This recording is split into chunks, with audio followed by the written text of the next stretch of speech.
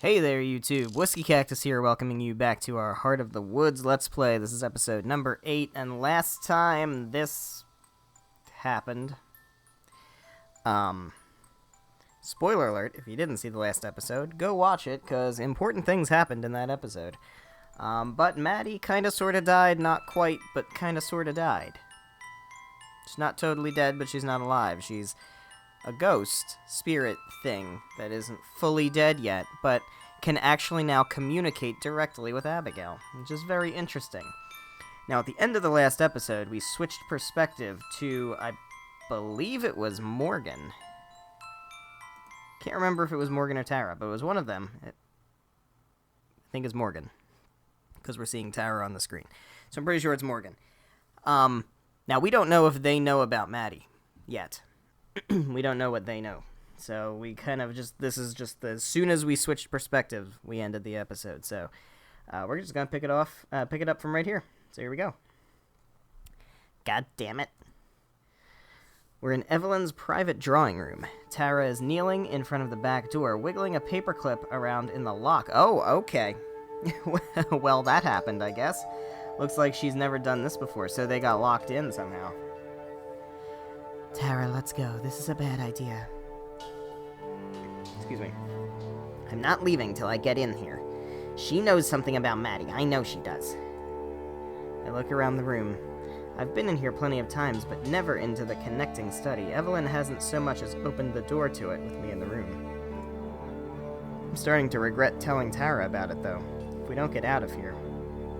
Okay, maybe they weren't locked in anywhere. I'm not disagreeing, but this isn't going to help. We need to... Shit! She hisses and pulls her hand away. Her fingers are a brilliant red, and she holds them to her mouth. Are you okay? I think it burned me. What the hell? Screw this. Let's just break the door down.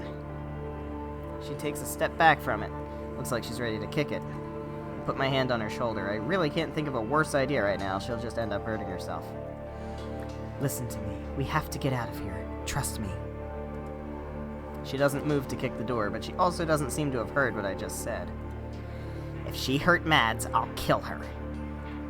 Tara vibrates in my hands. In this state, there's no telling what she'd do if I weren't here to stop her. She'd probably be lighting a fire in the corner of the room or something by now. I can't let her get hurt anymore, though. Can't let anyone else get hurt. Listen, Tara, I've tried to force it open before. I think she has some kind of ward on it. No matter what we do, I don't think we're getting in there. I'm not sure what Tara hopes to find in there anyway. Even if it is locked, I doubt Evelyn is arrogant enough to leave any real clues lying around in there. There has to be some way in. There has to. We'll get at that office. Now, we'll get at that, We'll get at that office, and we'll find out where she took Mads. I don't care how much weird magic bullshit Evelyn's got.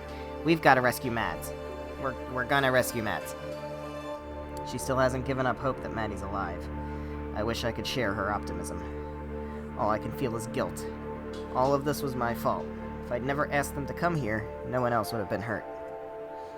Tara, we need to go. Whatever burned you probably alerted Evelyn. She could be on her way right now. No, we can't give up. Mads needs us. Tara, we need to consider the possibility that... Tara wheels toward me and grits her teeth. I can't tell if any of the anger she's feeling now is for me. If it is, I can't blame her. She hasn't been willing to face the truth of the situation, but she has to face it eventually. So, what we don't know is... We know what happened with Maddie, because we watched all of that happen, but we don't know what these guys have experienced in the meantime. So where is this now? Like, at what point in time is this? That what, Morgan? That she just killed my friend? Do you seriously think she'd do that to Mads just for looking around the woods? Yes, I do.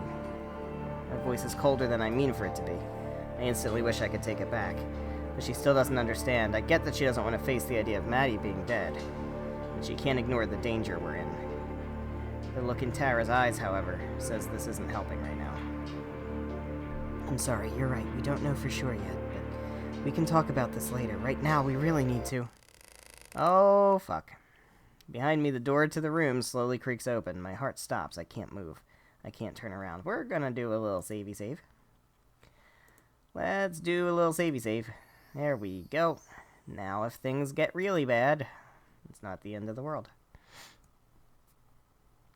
I already know what I'm going to see. Good morning, Morgan. Tara.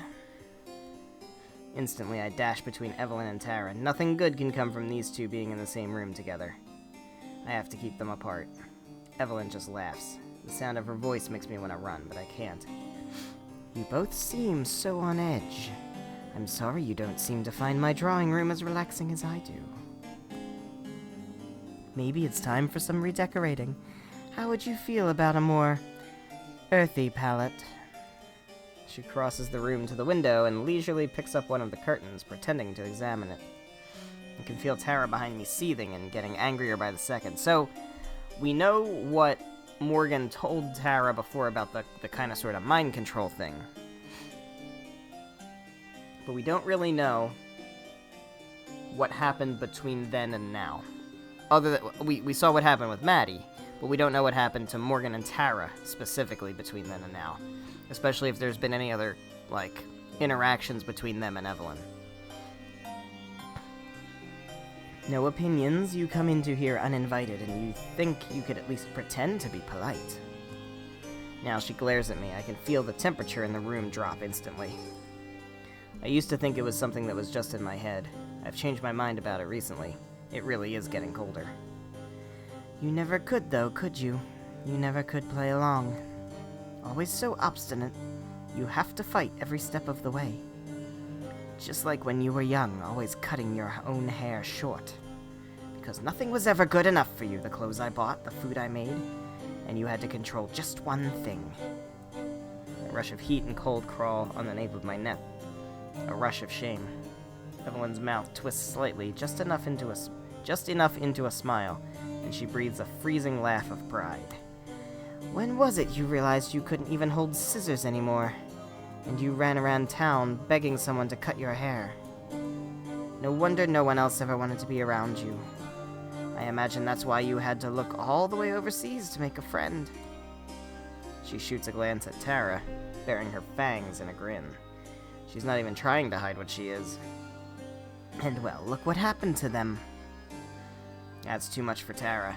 She's been quiet this whole time, maybe from the same fear that gripped me. But now she steps forward. I hold out my arm to prevent her from getting too close. What the hell did you do with Maddie? Oh, interesting angle here. Evelyn turns back around to the window, barely acknowledging Tara at all, and stares out it absent-mindedly. You know, the forest is a very dangerous place. Every year it seemed there would be a new death. Someone would go missing in the winter. We wouldn't find them until the spring thaw. She turns around. The look on her face is so placid and empty. I've never seen anyone so completely devoid of empathy. That's why they're off limits now. That's why we have the curfew. There hasn't been a death like that in almost 10 years, something we are very proud of. She turns back to Tara again and takes a step forward. Somehow the room seems to get even colder as she does. That is until your friend. It's honestly frustrating that she would ruin our record so selfishly. I wonder if she had any idea of the headaches she was going to cause me. She shakes her head. She's smiling again. Enough of the bullshit. Mads wouldn't go out there and let herself and get herself lost. She wouldn't. She's way too cautious for that.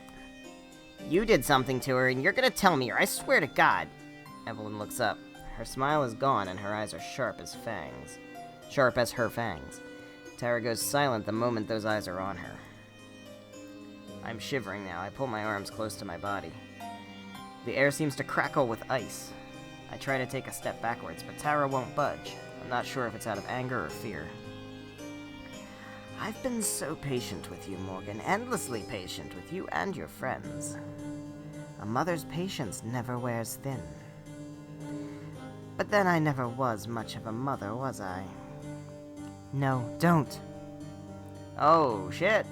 I reach out my hand, but it's too late. Behind me, Tara rises slowly in the air. What? Morgan, help! What's happening? Her eyes are wide with terror. Tears well up in my eyes. I have to do something. Hold on. Hold on. We gonna do another little save. Here we go. Alright. Please, don't. You don't have to. Evelyn's mouth shifts slightly to one side. She looks so disinterested. She doesn't even take pleasure in it. She barely notices us and what we feel. How many years did I give you the carrot, Morgan? How many? Eventually, you'll have to learn. Just like that, Tara shoots backwards and slams into the wall so hard the whole room shakes. Tara! She crumples to the ground in a heap. She's not moving. Evelyn doesn't move, so I run to Tara and lean down to look at her. She's awake, still twitching. Tara, don't move. Just stay still. You'll be okay. Well then, please make sure you put everything back where you found it. The maids have enough work as it is. My heart starts beating faster. The heat on the nape of my neck spreads down my back. But instead of the hollow pit in my stomach that's supposed to follow, I feel my shoulders stiffen. My breathing gets slower, more controlled. The edges of my vision start going dark. I feel myself biting down on my own lip.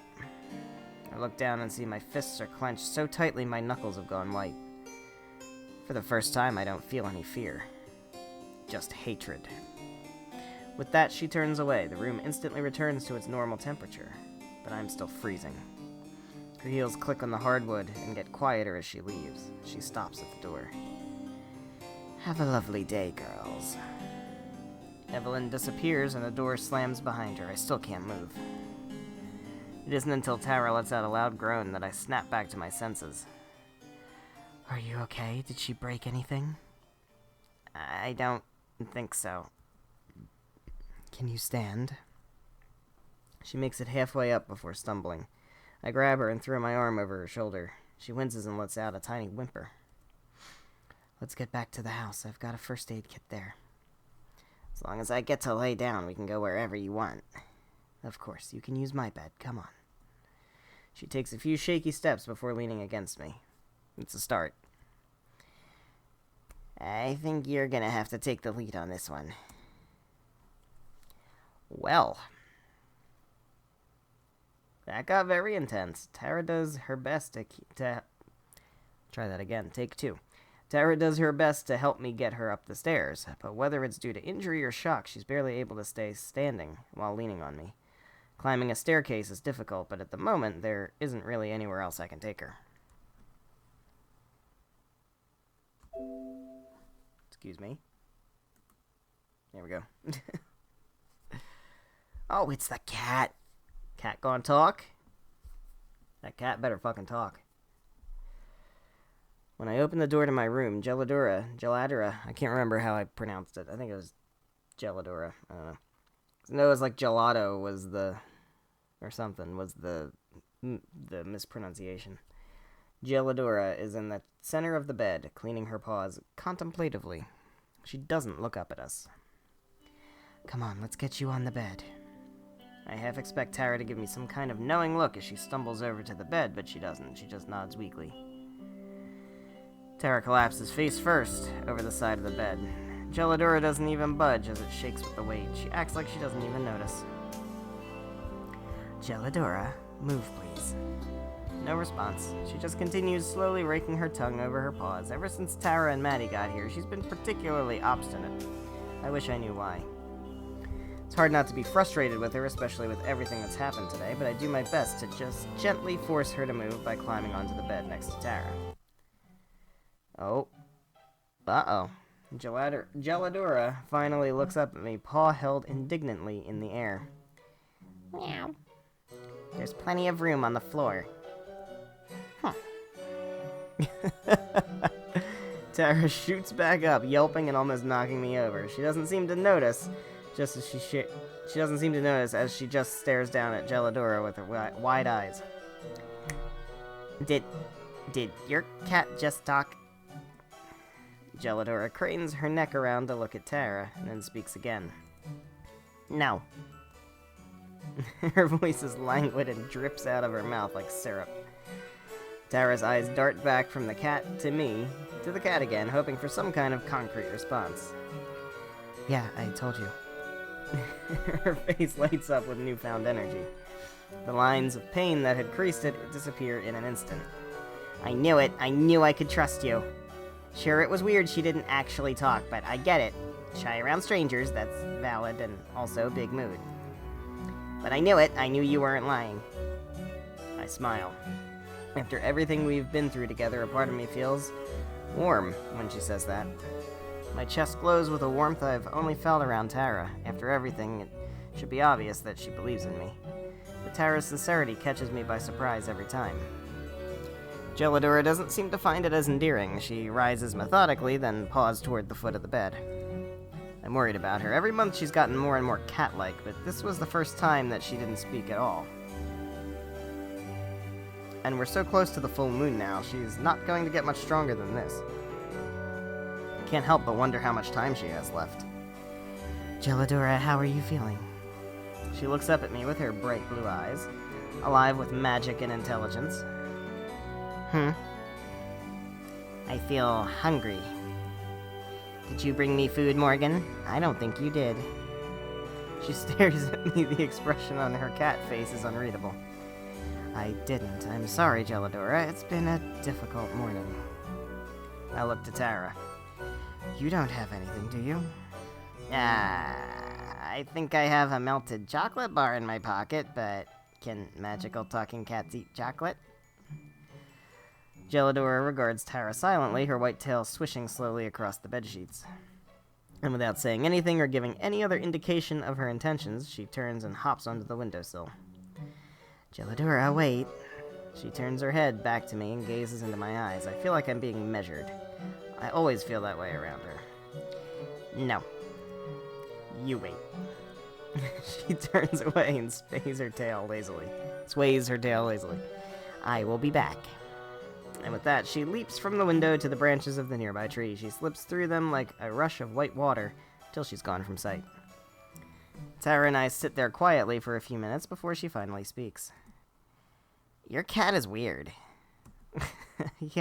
Yeah, a little. Tara smiles. I smile back, and we sit there together. Well, isn't that precious? Gelidora is gone for hours. I need to talk to her. Things have changed so much today, I think she'll know what to do. I hope she will. In the meantime, I tend to Tara. She protests at first, saying she's fine. I don't doubt she thinks that, but I want to confirm that for myself. Eventually, I'm able to convince her to let me look. Her back is essentially one giant bruise. That's it. It doesn't look like anything was broken, at least. It's a relief, but maybe we were just lucky. Maybe next time Evelyn will do worse. There's no telling what she's capable of. I can't let anyone else get hurt. So what's the deal with Gelato? I have my mouth to speak, but before I can, Tara cuts me off. I mean, I know she can talk. Please don't say she can talk. You're gonna say she can talk, and I'm just seriously asking you don't. I want to know what her deal is. Promise me you won't say she can talk. I promise I won't say she can talk. Tara nods. Her name is Gelidora. Tara stares at me for a second before we both laugh. Okay, her name is Geldorado. But like, why can she talk? I've met a lot of weird cats, but none of them could actually talk. Well, it's because she's not really a cat. Of course. Tara tries her best to sound like she's completely understood the situation now, but it's obvious she hasn't. I take a deep breath. Gelidora isn't a cat, she's a fairy. I don't know a lot more than that. I know Evelyn cursed her to be in that form. Her memories are hazy, though, and it's only been getting worse. She wasn't always like this. She's been around as long as I can remember. She only started talking to me when I was 12, but even back then, she's forgetting she was ever a fairy. I'm worried that soon she's not going to be anything other than a house cat. Tara nods, seemingly taking everything in. Then she's quiet a moment, thinking about it. She doesn't really seem that helpful. I nod my head sadly. She used to be. I have never known anything about what Evelyn was without her. I bite my lip. For a long time, she was my only friend. She was the only one I could really trust. I still believe in her. I still believe she can help. I look away. Even if I'm telling her my story, there's still so much I'm not ready to share about growing up here. I don't know if I'll ever be ready. I know it sounds like I was just a lonely little kid looking for a friend, but I promise she has the knowledge we need in there somewhere. Tara starts to lean toward me while letting out a grunt of pain as she moves. I go to push her back down into bed, but before I can do that... Oh, her arms wrap around me. She gives me a gentle squeeze, and I lean into her in response. I want to hug her too, but I know that wouldn't be doing her back any favors. So I sit there and let her hold me. Try to take refuge in it. Try to remember that I'm not alone. You don't have to make excuses, I believe you. And I'm sorry you had to grow up like that. It's their loss that they didn't stick around to see how cool you turned out to be. She pulls back and grins at me. That same goofy grin I've seen hundreds of times before. But it's so much better in person than it was on a screen. And it's exactly what I need right now. Well, there we go. Tara and I wait out the day watching dumb videos on the internet, as do we all. Trying to take our minds off things, if only for a moment. They take longer to buffer than to watch. It's dark by the time Gelidora slips back through the window. She's quiet, but even if you hadn't seen her, I'd still know she was there. Even if I hadn't seen her, I'd still know she was there. Something about the air in the room changes when she enters it, the same as Evelyn. Gelidora thinks they were close once. She doesn't know how, but I believe her. Hello, Gelidora. Meowdy. I'm stunned for a brief moment. How was your hunting? She looks at me, and if ever a cat could give a self-satisfied grin, I swear she would right now. Her voice seems to luxuriate in it. It was good, Morgan. Much better than your hunt this morning. She jumps into my lap and rubs her head against my hand. How does she know about that? I know much about Evelyn. Her voice is deep as stone and rumbles in her throat with a purr. She stops rubbing on my hand for a moment and looks up at me. And Evelyn knows everything about you. What did you think would happen, cursed child? I hate when she calls me that. I've spent years dealing with it looming over me, and the last thing I want is her rubbing it in. Even more, I hate that she's right. I should have known that this would happen. Should have kept Tara from going to the office. But I never imagined Evelyn was that strong, and Tara's paying the price for my failure. Evelyn is as good a hunter as any cat. She'll never let her prized vessel out of her sight. She's watching you even now, Morgan. And when the moon is full, she will finally strike. And then, still in my lap, she curls up and closes her eyes. I'm not going to get any more out of her tonight. Tara doesn't say anything for a while. She looks contemplative even. But when she does speak, she asks the question I knew she would. Why'd she call you cursed? I wish I could lie. It may be the first time I've ever wanted to lie to someone other than Evelyn, but I can't.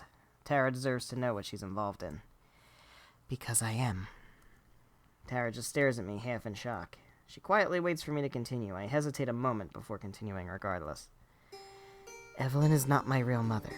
My real mother died before I was born, and whatever Evelyn is, she took her body. She's done it to our family for years. Gelidora and I pieced it together from town records and scraps of my mother's diary. Every couple decades, she has to change hosts, and... I look into Tara's eyes. This is the first time I've ever told all this to anyone. And you're next. Tara says the words I don't want to. I nod. Evelyn's going to make her move on the night of the full moon. That's what Gelidora says. I close my eyes. I know she's right, but I don't want to admit it even to myself. The full moon is so close. Then I feel a hand grip tight on my own. I open my eyes and I see Tara staring back into them. Wow, that's a lot. And, it's really hard for me to know what to say here, but thank you for telling me. We're gonna stop Evelyn, and if it has to be before the moon is full for whatever reason, then we'll do that, and we'll save Mads. We'll stop her, I swear. She's smiling so big and so broad, and she sounds so damn confident I want to believe her. More than anything, I hope she's right. For the first time in my life, I want to trust someone. Well, we're switching back to Maddie for some good old Ghost Yuri. We're gonna do a save. we're gonna do a save. Let's do ourselves a little save. There we go. I'm starting to get used to it, just a little bit. I've done my best to keep a regular human schedule as much as I can, going to bed at night, waking up in the morning, even if they're unnecessary. They help me feel a little bit more like myself. Like, not quite everything has changed. Hunger or not, I'd kill for a cheeseburger or something, though. I don't know what I'd do without Abigail. She's never far from my side, and she's my anchor through all this. Endlessly supportive and positive.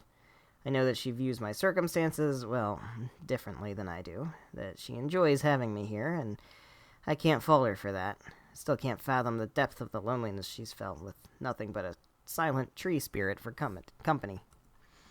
The days that we've spent together have been pleasant enough, but I still don't want to accept this fate. I can't. I rise from my spot on the stone floor. Sunlight pours through the stained glass window of the church, and has been for some time now. There hasn't been much snow since the storm that I was caught in. All of my time has been spent here in the church or exploring the woods with Abigail. I try to see the charm in some of the places she's taken me, but they all feel the same. Trees and rocks and snow in varying combinations. The forest may be huge, but it's stifling how repetitive it all feels. I keep hoping that Tara and Morgan might come by, so I could at least see them even if they can't see me. So far they haven't. I look around the church expecting to see Abigail waiting like usual, but she's nowhere to be found. I can hear her, though, from just outside the church, singing. I move through the doors to watch. Oh, she's so precious. Just a few feet away, she stands with her back to the church and me, her arms outstretched, but not fully. She sways softly as she sings. And God, how she sings. Her voice has a lilting cadence, and not even the wind dares interrupt or quiet her. It's unreasonably beautiful, the kind of voice that if you heard it on the radio, you'd have to pull out your phone to see who you're listening to. And to think I get my own private concert like this. She faces the sky, and I don't need to be able to see her face to visualize the smile that I can hear in her voice. The song she's singing is wordless, but still beautiful. I wonder if it's something she came up with herself. I imagine her spending years playing with the melody, or maybe she's just making it up as she goes along. I notice then that I'm not the only one watching. A small flock of half a dozen or so birds crowd around her feet, watching in rapt attention. They hop around, occasionally cheeping to join in. She waves a hand and they flutter about, never perching on her, but never leaving either. From the trees, just barely peeking out, a young deer observes as well. It isn't close enough for her to touch, but close enough for me to count the spots on its belly. It's just like something out of a cartoon where she's the fairy tale princess who's friends with the wildlife. Well, maybe she is. I wonder if it's because of her in particular, or if the animals don't feel threatened just because we're spirits, not flesh and blood. All too soon it's over. Her voice fades away without wobbling, and the birds instantly disperse. The deer bounds back into the woods, invisible. She turns to face me. Oh shit, what was the voice I gave her? I don't remember. Good morning, Madison. I think it was something like that. I'm blushing, and I don't know why. Because she's cute. That's why. Good morning. That was amazing. Thank you. I hope I didn't wake or disturb you. Nah, not at all. Besides, if I'd known, I'd have gotten up early just to hear more. Ah, you're flattering me. No way, not at all. I mean it. You have a beautiful voice.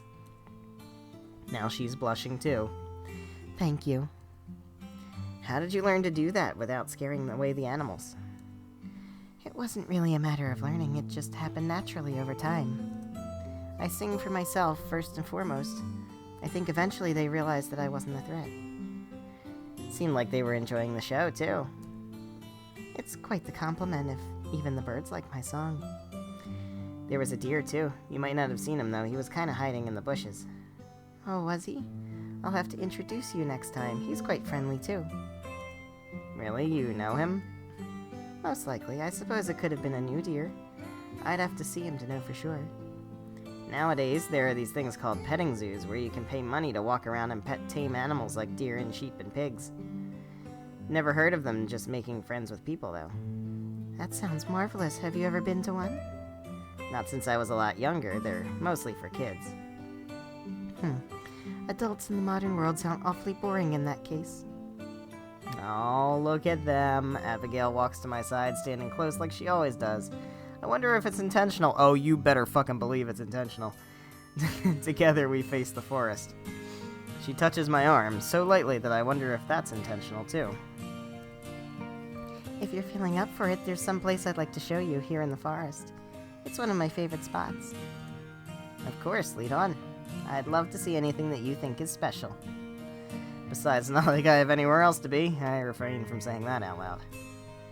I am genuinely interested in what she wants to show me. I like spending time with Abigail.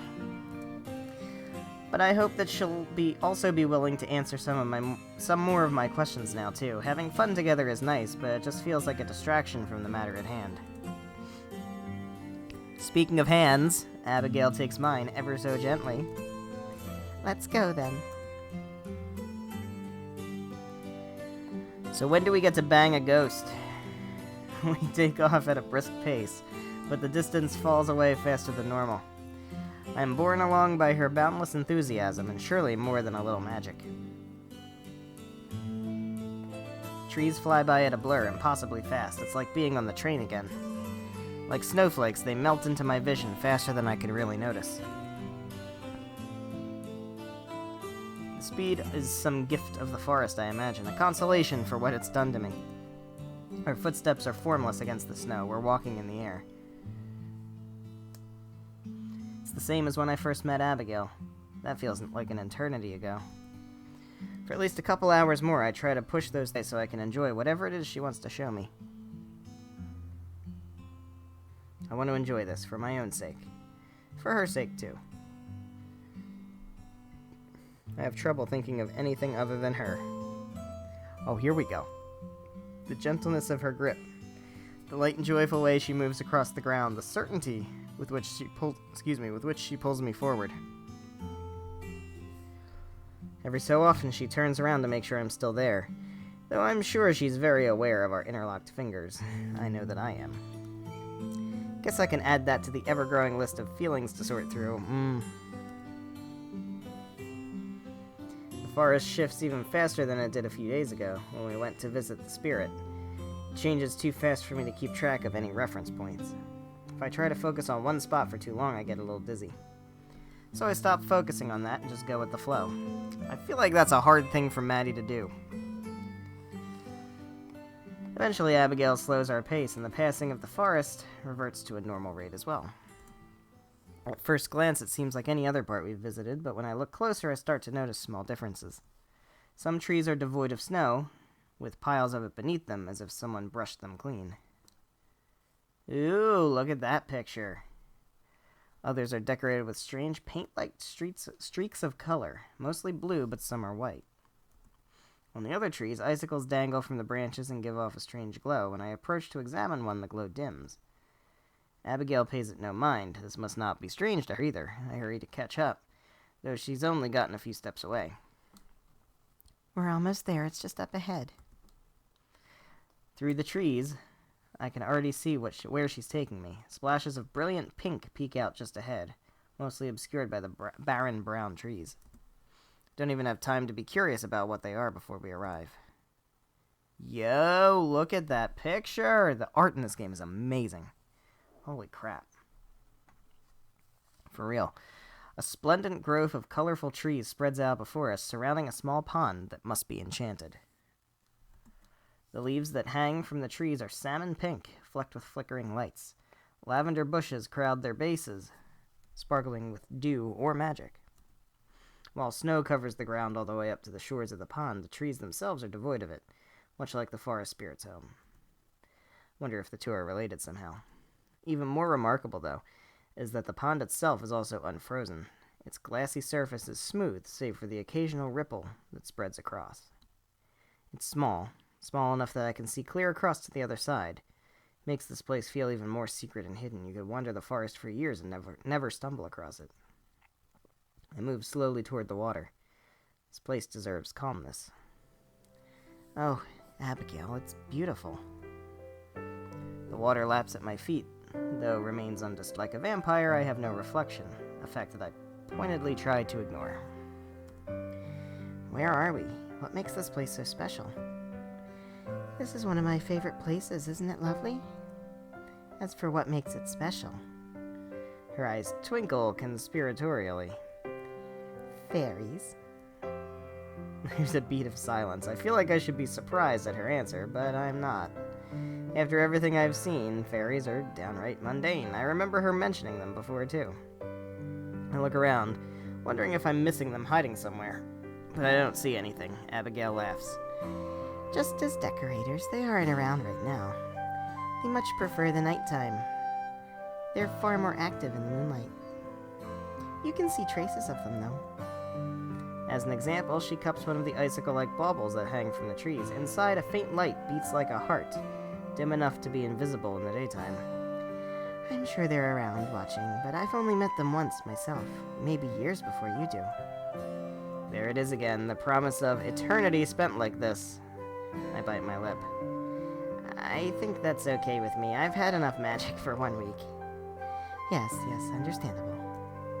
She walks back to the shore of the pond and sits down. I take a seat beside her. Really, though, thank you for bringing me here. It's nice. I'm glad. I wanted to show you that not everything about it is bad. That unlife does have its own little moments of niceness. I look at her, but she's staring pointedly away towards the pond. Her cheeks redden a little bit. Unlife is a good word for it. Do you think so? I worried before you woke up that I would have forgotten how to speak or forgotten words. I talked to myself to keep in practice, waiting for a day when I would meet someone again. That's also why I sing, so that I don't forget how much I enjoy it, even if nobody listens. I know that's silly, but sometimes a bit of silliness can be what helps keep me going. I don't think it's silly at all. Besides, if I could sing like you, I'm sure I'd do it all the time, too. I could teach you if you'd like. Oh, no. You don't know what you're getting into. I'm pretty sure I'm unteachable when it comes to singing. You'd have birds flying miles away instead of coming up to listen. She laughs. Come now, I'm sure it can't be that bad. I knew nothing of singing when I first started. I simply practiced and practiced. Everything gets easier with practice and time. My singing voice has got to be the one exception. My middle school choir teacher even told me there was no way I would ever be a singer. It was one of the most traumatic days of my 12 short years back then. In all of existence? Out of everything. In that case, I suppose I must hear it just to know. You can't promise something like that and then not demonstrate. Oh, Abigail is a little fucking vixen, Jesus. No way, not happening. What if we sang a duet? Definitely not. No, you're no fun. She playfully swipes at my shoulder. Oh, they're gonna bang. They are so gonna bang. Are there any instruments that you do enjoy? Any that I've heard of, that is? Piano. I've taken lessons since I was a little girl. Oh, wonderful. Yeah, I miss it. I flex my fingers, staring down at them, remembering the feeling of keys. Even before coming out here, it had been a while since I played. I don't think I ever consciously stopped, it just happened over time. Yeah, well, you move into an apartment, and then what are you gonna do? You ain't getting a piano. Most of the time, the only music I'd have the opportunity to listen to was during prayers, with the occasional traveling performer. Sometimes I'd convince Mr. Braun, who played the organ, to show me some of the pieces he'd learned in the city. She says this with a sly smile, sharing some private joke with me. Do you remember the names of any of the pieces? I wonder if I've heard of them. Oh yes, there was, She bites her nail, thinking about it. Oh, it's on the tip of my tongue. She squirms, wiggling around like she's hoping the memory will fall into place. Finally, she shakes her head. Maybe not. It seems I've forgotten. Do you think there's a chance, though? Are you very familiar with songs from, well, my time? Some of them, yeah. A lot of the most famous and respected composers come from those days. From this part of the world, too.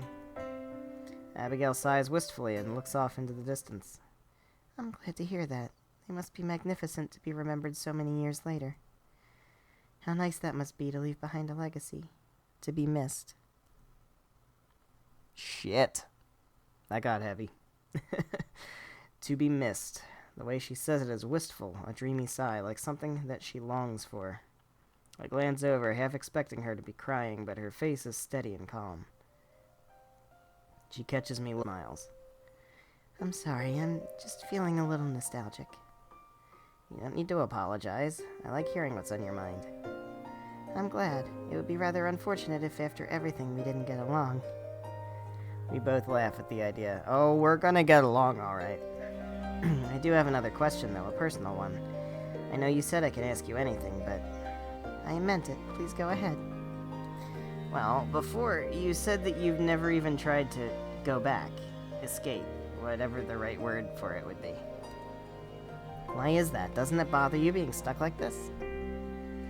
Abigail scratches at the soft dirt beneath us. Of course, her fingertips move impotently through it, changing nothing. If you don't want to answer, that's okay. I don't mind. I'm just thinking of what to say. So I suppose that you've been thinking about it a lot, right? How to go back. I nod.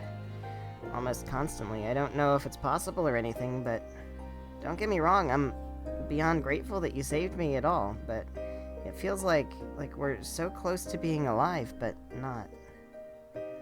Everything's changed, but at the same time, it's like nothing has. I don't feel much different, but everything's different.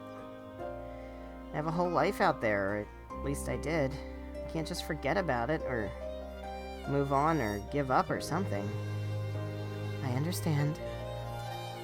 She's quiet, and I wonder if I went too far. If I asked something that I shouldn't have. In a lot of ways, it's one of the most intimate and personal questions I could possibly ask. Then she shifts around to face me better. I didn't have much left once I moved on. My family and those I care about, I had no desire to return to them. And then time started to pass. At first the days felt slow, torturously slow. I did nothing but sit around and mope, never straying far from the forest spirit who had saved me. But then I started to explore more, to get to know the forest, find moments of happiness.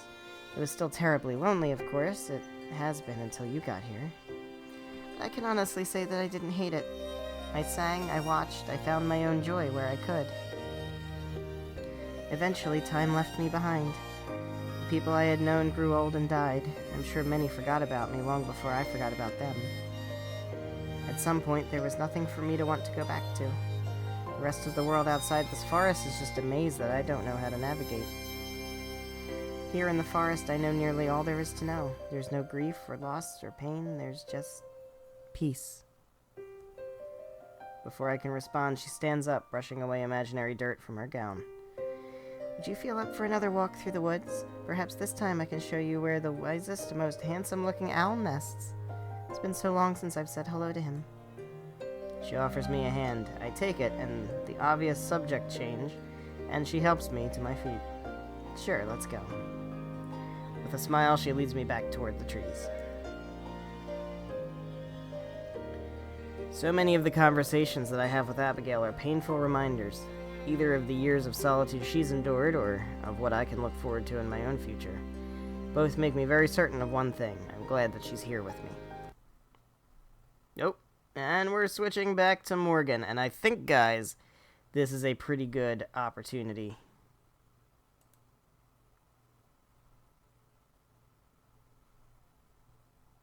Yes.